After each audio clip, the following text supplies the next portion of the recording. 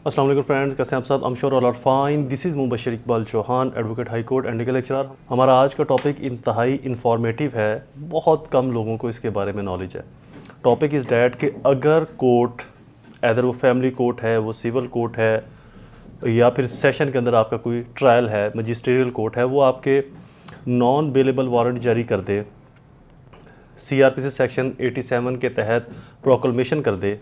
अगर session court, civil court, magisterial trial के अंदर, सेशन ट्रायल में या फैमिली कोर्ट, फैमिली ट्रायल के अंदर आपके अरेस्ट वारंट जारी कर दे 75 CRPC सेक्शन के तहत या फिर 87 के तहत प्रोक्लमेशन डिक्लेयर कर दे, इश्तिहारी मुजरम डिक्लेयर कर दे ट्रायल में। अभी रिसेंटली मेरा एक केस था, वहाँ पर जो अक्यूज़ है उसके ऊपर FIR हुई, मैंने उसकी बेल करवाई और उसके बाद 1-2 साल तक वो सो गया, गायब हो गया।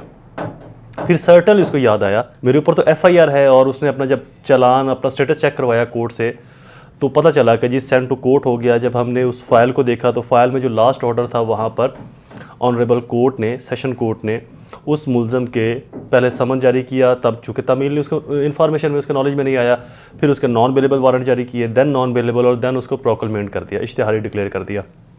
अब क्या होगा?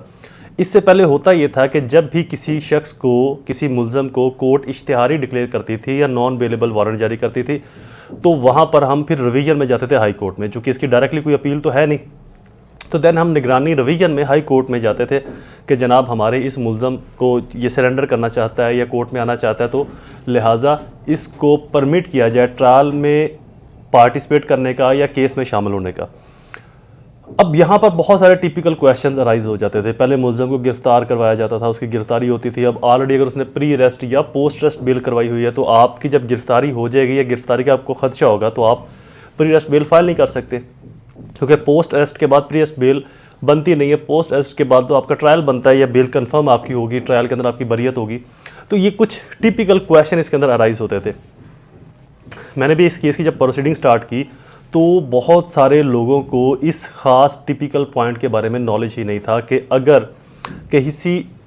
किसी स्टेज के ऊपर प्रोक्लमेशन डिक्लेयर हो जाए, मुलज़म को जो प्रोक्लमेट कर दिया जाए या नॉन बेलेबल वारंट जारी कर दिया जाए, इसका क्या हल है। अच्छा, साथ के अंदर ही चूँकि जब आपने ट्रायल से पहले बेल करवाई होती है, अदर वो बेल प्री अरेस्ट है या पोस्ट अरेस्ट है, गिरफ्तारी से पहले या अरेस्ट होने के बाद, गिरफ्तारी के बाद, तो वहाँ पर आप कुछ श्योरिटी बॉन्ड्स भी देते हो, बेल बॉन्ड्स जिनको हम मचल के कहते हैं, तो वो भी कोर्ट सस्पेंड कर देती है। इस केस के अंदर मैं आपको पहले ऑर्डर पढ़ के सुनाता हूँ, फिर इसके बाद की जो रेमेडीज़ हैं हम वो डिस्कस करेंगे कि उसके अंदर हमने क्या ग्राउंड या अपील ली। इस केस के अंदर जो आखिरी ऑर्डर था वो था let proclamation under section 87 CRPC against him be issued with the direction to the SHO concerned to complete the same and submit his report so and so date. Moreover, the surety bound are hereby forfeit in favor of state. जो surety bound थे accused जमा कराए हो, वो भी court ने कहा कि जी इनको भी forfeit किया जाता है, ख़त्म किया जाता है, और SHO रिपोर्ट सबमिट करवाए और मुलज़म को पकड़ कर लाए एवर। हमने इस डेट के अंदर अपना वकालतनामा दिया, परसू किया, तो वहाँ पर हमने किया क्या? वहाँ पर ये किया कि हमने एक एप्लीकेशन मूव की क्रिमिनल मिसलिनियस की, ये आपको CRPC के अंदर पढ़ने को मिल जाएगा, मिसलिनियस, क्रिमिनल मिसलिनियस की। सिविल नहीं, सिविल आप तब देंगे जब हम सिविल केस हमारा चल रहा है या कोई फैमिली केस चल रहा है। तो क्रिमिनल मिसलिनियस की हमने एप्लीकेशन दी, application for the suspension of non bailable arrest warrant of applicant in case FIR number so and so, जो भी आपका FIR नंबर था, offence under section 9C what जो भी था, police station so and so जो भी आपका होगा, Lahore, suspension oblique recall of proclamation and restore the previous surety bound. इसके अंदर 3 चीज़ों की मैंने डिमांड की। एक, नॉन बेलेबल वारंट जो है उनको सस्पेंड किया जाए, रिकॉल और सस्पेंशन ऑफ प्रोक्लमेशन की, और साथ में ही जो श्योरिटी बाउंड को कैंसिल किया गया था उसको भी बहाल किया जाए, रिस्टोर किया जाए। अच्छा, साथ में मैंने एक जजमेंट पेश की। जजमेंट अभी रिपोर्ट तो नहीं हुई, रिपोर्टिंग उसकी होनी है शायद अभी इसी साल या 2025 की जो जजमेंट्स आएंगी रिपोर्टिंग के लिए, वहाँ पर वो रिपोर्ट हो जाएगी। लेकिन लेटेस्ट व्यू है, लीनेट व्यू है हाई कोर्ट का इसी सेम फैक्ट के ऊपर। केस नंबर है CRL appeal number 65, case number है CRL appeal number 69556/2024 Mohammad Husnain versus the state.